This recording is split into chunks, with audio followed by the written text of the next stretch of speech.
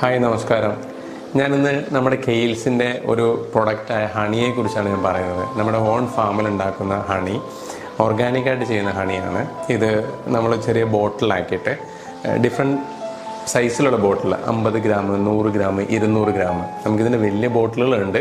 പക്ഷേ ഇങ്ങനെ കുറച്ച് ബോട്ടിലാക്കിയിട്ട് നമ്മൾ കുറച്ച് ഷോപ്പുകളിലോട്ട് എത്തിക്കുക എന്നുള്ളത്, അതായത് നമ്മുടെ ആളുകളിലോട്ട് എത്തിക്കുക എന്നുള്ള കൺസെപ്റ്റിൻ്റെ ഭാഗമായിട്ട് നമ്മൾ കുറച്ചൊരു ഡിസ്പ്ലേ സ്റ്റാൻഡ് ചെയ്തിട്ടുണ്ട്.